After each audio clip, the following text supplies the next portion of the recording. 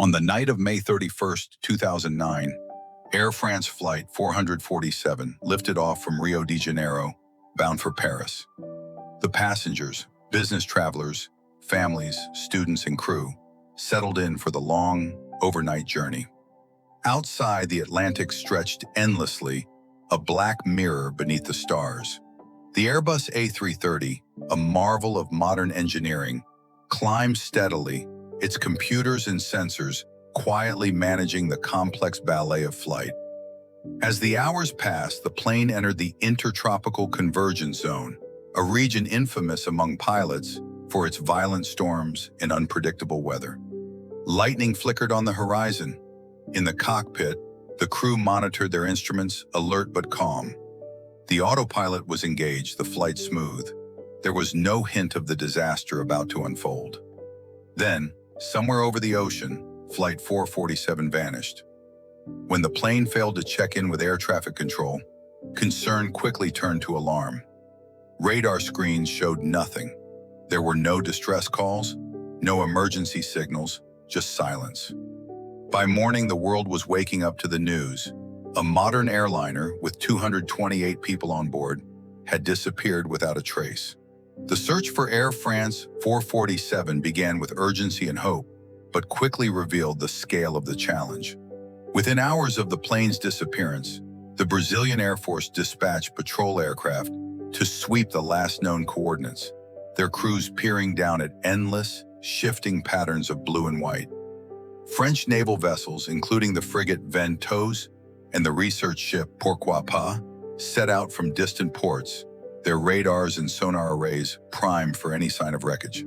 Soon, American satellites, Spanish search planes, and even merchant ships from passing trade routes joined the effort, forming a vast international armada united by a single desperate goal. But the Atlantic was merciless. The search zone, calculated from the plane's last automated message, spanned more than 17,000 square kilometers, an area larger than the state of Connecticut. The ocean here was not just wide, but deep. The seabed plunged nearly 4 kilometers down, a cold, lightless world where even sound moved slowly. Storms swept through the region, churning the surface and scattering any floating debris. Each day, the searchers marked new grids on their maps, but the sea erased their progress as quickly as they made it. After several days, the first fragments appeared: a seat cushion, a life vest, a piece of the vertical stabilizer, and heartbreakingly, the bodies of a few passengers and crew. These discoveries confirmed the worst fears, but also raised new questions. The debris was scattered over a wide area, suggesting the plane had broken up on impact. But the main wreckage, the fuselage, the engines, the vital black boxes remained hidden, somewhere in the abyss. For the families waiting in Paris, Rio, and beyond, time seemed to stretch and warp. In hotel conference rooms hastily converted into crisis centers, they gathered around televisions and laptops, searching for any scrap of news. Each day brought a new rumor, a possible signal from an emergency beacon, a sighting of debris, a theory about what had gone wrong. Some clung to hope, imagining survivors adrift on a lifeboat or stranded on a remote island. Others, overwhelmed by grief and frustration, demanded answers from airline officials and government spokespeople.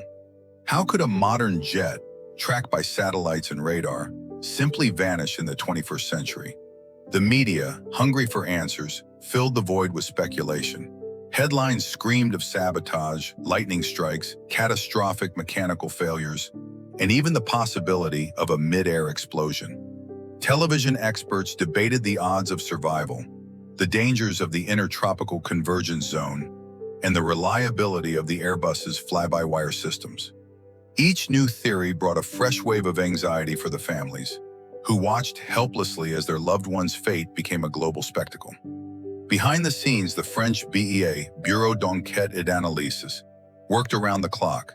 Their investigators pored over weather satellite images, searching for clues in the patterns of the storm clouds that night.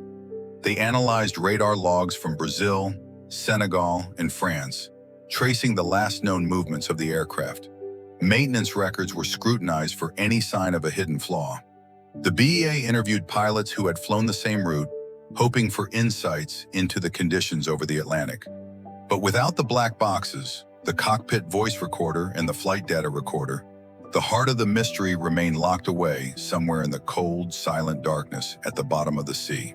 As days turned to weeks, the searchers grew weary, the families more desperate, and the world's attention began to drift. Yet beneath the surface, the mystery of Air France 447 endured, as deep and impenetrable as the ocean itself. As the months turned into years, the story of Flight 447 became more than just an aviation mystery. It became a human drama. In Paris, Rio, and cities around the world, families gathered for memorials, clinging to memories and searching for closure. Some found comfort in community, others in faith, but all were united by a single haunting question: what happened up there? The aviation community too was shaken. Pilots and engineers debated possible scenarios.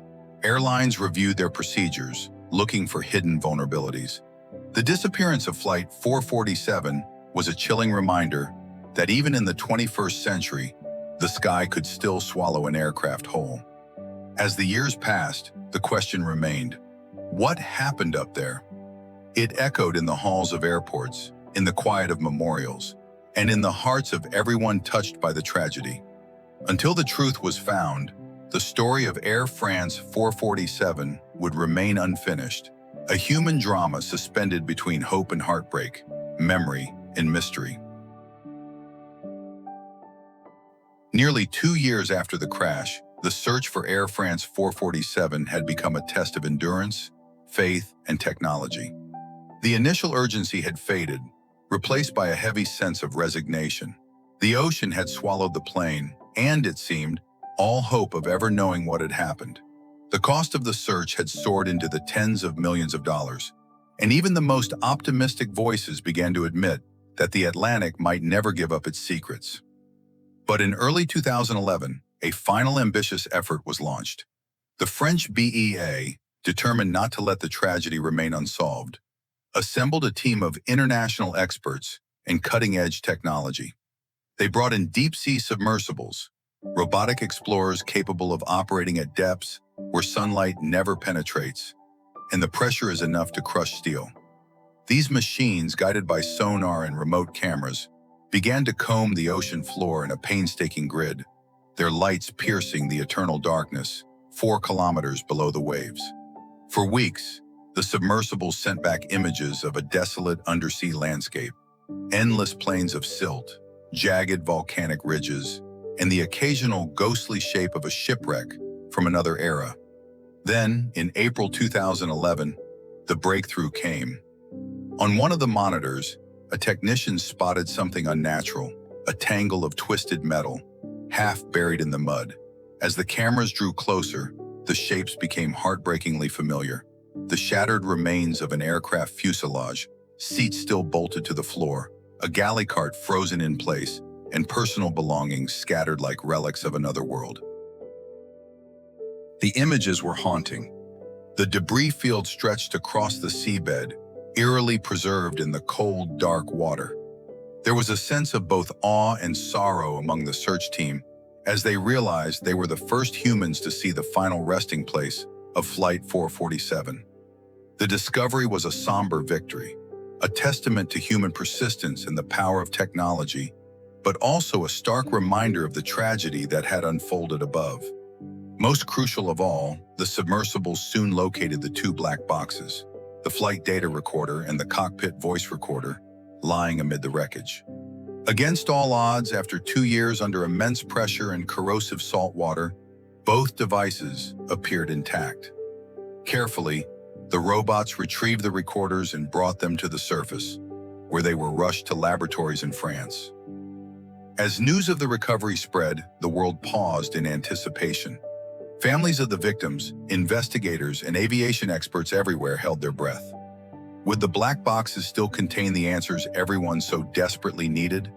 Would the final moments of Flight 447 finally be revealed? The stage was set for the mystery to be solved at last, as the voices and data from the deep prepared to speak after 2 long, silent years. The data recovered from the black boxes painted a picture of a tragedy that unfolded in silence and confusion high above the Atlantic. It began with a threat almost invisible to the human eye. Tiny ice crystals, suspended in the upper atmosphere, entered the aircraft's pitot tubes. These slender sensors, so critical to flight, became clogged in seconds. Suddenly, the airspeed readings fed to the cockpit and the flight computers diverged wildly. The aircraft's automated systems, unable to reconcile the conflicting data, disengaged. The autopilot switched off, and the sophisticated protections that normally shielded the plane from danger were stripped away in an instant. In the cockpit, the pilots were thrust from routine cruise into a crisis. It was the dead of night in the heart of a storm, with turbulence buffeting the aircraft and the horizon invisible beyond the cockpit windows. The loss of automation was abrupt and disorienting. The flight displays, now riddled with warnings and error messages, offered little clarity. The pilots, trained to trust their instruments, were suddenly faced with unreliable readings and a barrage of alarms. In the confusion, the pilot flying the aircraft made a critical error. Instinctively, he pulled back on the side stick, raising the nose of the plane. At cruising altitude, with the air thin and the margin for error small, this was a dangerous move. The aircraft began to climb steeply, its speed rapidly decaying. The stall warning sounded, a harsh synthetic voice cutting through the chaos. But even this warning was inconsistent, sometimes silenced by the very logic of the computers as the sensors froze and thawed. As the plane climbed, it lost the lift needed to stay aloft. The wings, designed to slice through the air at high speed, could no longer generate enough lift at the reduced velocity. The aircraft entered a deep aerodynamic stall, its nose still pointed skyward, but its body beginning to fall. The descent was not a dive, but a slow tail-first drop through the darkness, the engine still producing thrust, but unable to pull the plane out of its stalled state. For nearly 4 minutes, the aircraft remained in this deadly condition. The pilots, overwhelmed by conflicting information and the relentless alarms, never fully realized that the plane was stalled. The instruments they relied on were compromised, and the logic of the automated systems, so helpful in normal circumstances, now added to the confusion. The crew tried various actions, but none addressed the core problem: the need to lower the nose and regain airspeed. The final moments were marked by a sense of helplessness. The aircraft, still in a high nose-up attitude, continued to fall until it struck the ocean with tremendous force. All 228 people on board were lost in an instant. The story told by the black boxes was not one of a single catastrophic failure, but of a chain of small events.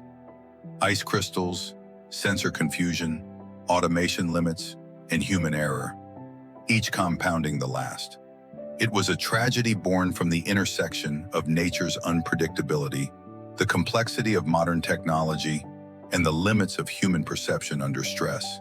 The lessons learned would change aviation forever, but for those on board Flight 447, the night ended in silence, far from the world they had left behind. The tragedy of Air France 447 sent shockwaves through the aviation world. Investigators and regulators pored over the findings, determined to learn every possible lesson. Airlines around the globe changed their training, teaching pilots to recognize and recover from high-altitude stalls and to trust their basic instruments when technology falters. Airbus redesigned the pitot tubes to resist icing, and new procedures were put in place for flying through storms. For the families, the discovery of the wreckage and the truth brought a measure of closure. But the loss remained immeasurable. The story of Flight 447 became a symbol, not just of tragedy, but of the relentless pursuit of answers and the determination to make the skies safer for everyone. In the end, the mystery of Air France 447 was solved, not by a single clue, but by years of effort, the courage of those who searched, and the hard lessons learned from a night when the unknown claimed a modern marvel. The ocean gave up its secrets, and the world moved forward, forever changed.